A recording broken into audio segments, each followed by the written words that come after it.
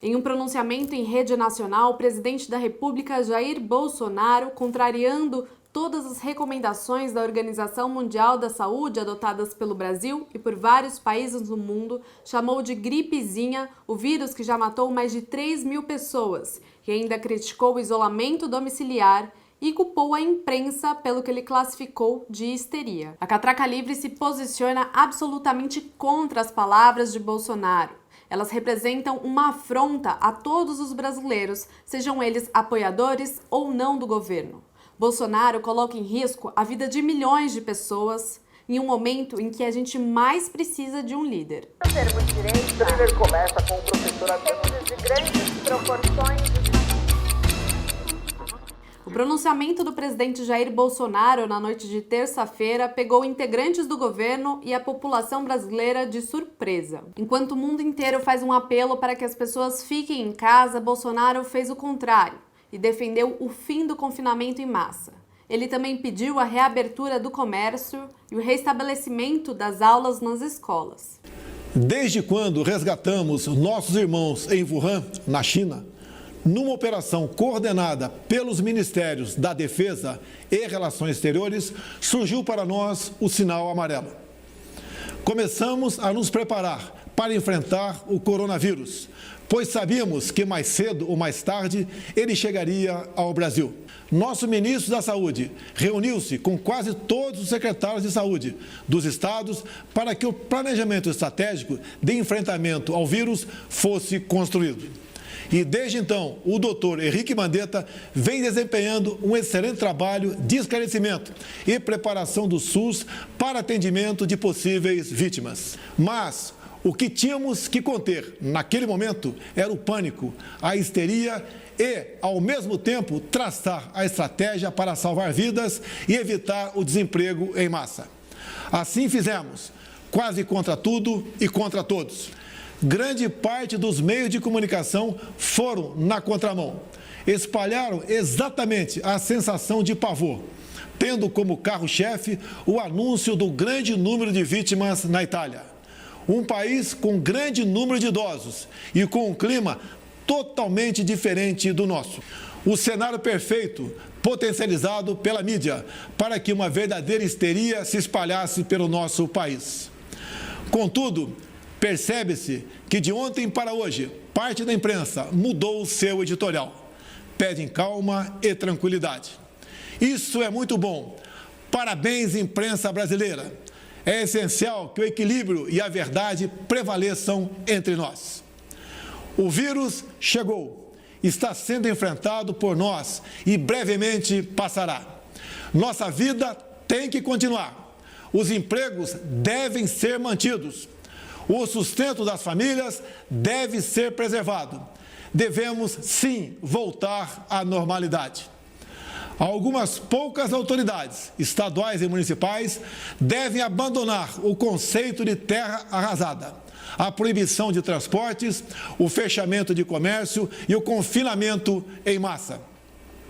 O que se passa no mundo tem mostrado que o grupo de risco é o das pessoas acima dos 60 anos. Então, por que fechar escolas?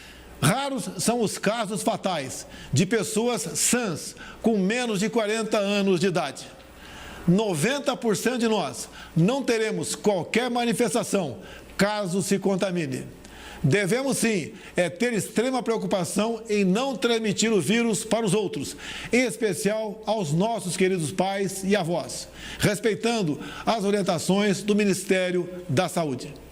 No meu caso particular, pelo meu histórico de atleta, caso fosse contaminado pelo vírus, não precisaria me preocupar.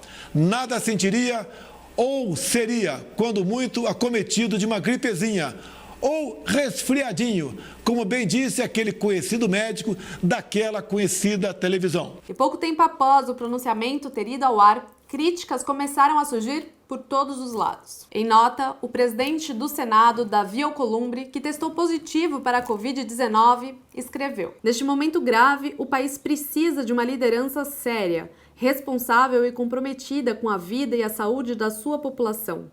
Consideramos grave a posição externada pelo presidente da República hoje, em cadeia nacional, de ataque às medidas de contenção ao Covid-19, posição que está na contramão das ações adotadas em outros países e sugeridas pela própria Organização Mundial da Saúde. Pelas redes sociais, o presidente da Câmara dos Deputados, Rodrigo Maia, também se posicionou. Desde o início desta crise, venho pedindo sensatez, equilíbrio e união. O pronunciamento do presidente foi equivocado ao atacar a imprensa, os governadores e especialistas em saúde pública. O momento exige que o governo federal reconheça o esforço de todos, governadores, prefeitos e profissionais de saúde, e adote medidas objetivas de apoio emergencial para conter o vírus e aos empresários e empregados prejudicados pelo isolamento social. Cabe aos brasileiros seguir as normas determinadas pela OMS e pelo Ministério da Saúde em respeito aos idosos e a todos que estão em grupo de risco. O senador Major Olímpio, líder do PSL e apoiador de Bolsonaro, discordou do presidente e lamentou as suas palavras. Gostaria muito que o presidente Bolsonaro assistisse este vídeo. Mudaria de atitude. Toda a vida importa. Quem puder, fique em casa. Na mesma linha foi o ministro do Supremo Tribunal Federal, Gilmar Mendes. A pandemia do Covid-19 exige solidariedade e corresponsabilidade. A experiência internacional e as orientações da OMS na luta contra o vírus devem ser rigorosamente seguidas por nós. As agruras da crise, por mais árduas que sejam, não sustentam o luxo da insensatez.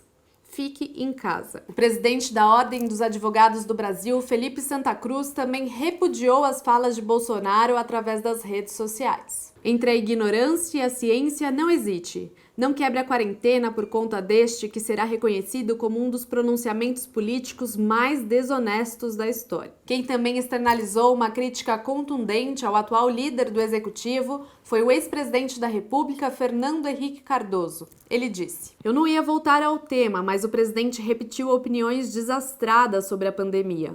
O momento é grave, não cabe politizar, mas opor-se aos infectologistas passa dos limites. Se não calar, estará preparando o fim, e é melhor o dele do que o de todo o povo. Melhor é que se emende e cale." Além deles, o meio médico, que tem atuado de forma exemplar e com incansável dedicação aos pacientes da Covid-19, se manifestou contra o pronunciamento oficial do governo. Com indignação, condenou a postura do presidente na condução de uma crise sem precedentes e que atinge vidas humanas no mundo inteiro. Em carta, o Conselho Nacional dos Secretários de Saúde se mostrou estarrecido e pontuou: "Todas as decisões e recomendações do CONAS e do Ministério da Saúde têm se embasado em evidências científicas, na realidade nacional e internacional, e buscando inspiração nas melhores práticas e exemplos de condutas exitosas ao redor do mundo. Ao invés de desfazer todo o esforço e sacrifício que temos feito junto com o povo brasileiro, negando todas as recomendações tecnicamente embasadas e defendidas, inclusive pelo seu Ministério da Saúde, deveríamos ver o presidente da República liderando a luta, contribuindo para este esforço e conduzindo a nação para onde se espera de seu principal governante. Um lugar seguro para se viver, com saúde e bem-estar. Sua fala dificulta o trabalho de todos, inclusive de seu ministro e técnicos." A Sociedade Brasileira de Infectologia se mostrou preocupada com a fala do presidente da República, porque ela pode dar uma falsa sensação social de que as ações que estão sendo tomadas são inadequadas. E a instituição ainda classificou como grave a situação da pandemia. Já a Associação Paulista de Medicina afirmou que, se a intenção foi acalmar, a reação da sociedade mostra que ele, Bolsonaro, não alcançou seus objetivos. Você não traz esperança minimizando o problema, mas reforçando as soluções. Existe um perigo próximo, evidente, real e gravíssimo. Enfrentá-lo é prioritário. Hoje pela manhã, na saída do Palácio da Alvorada, Bolsonaro voltou a criticar as ações tomadas pelos estados para conter o avanço do novo coronavírus. Ele falou que é preciso colocar o povo para trabalhar. E apesar do vírus, é preciso enfrentar a doença e isolar apenas os idosos. Nós temos aproximadamente 38 milhões de autônomos no Brasil.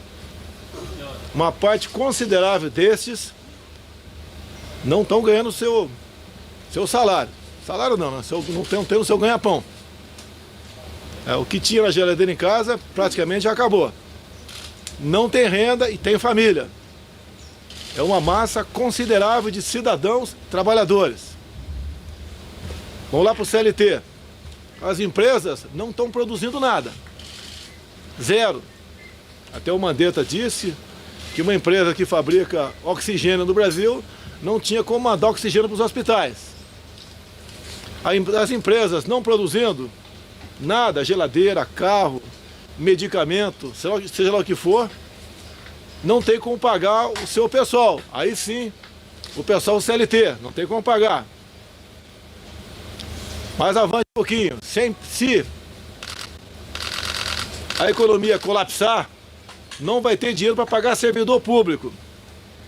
O caos está aí.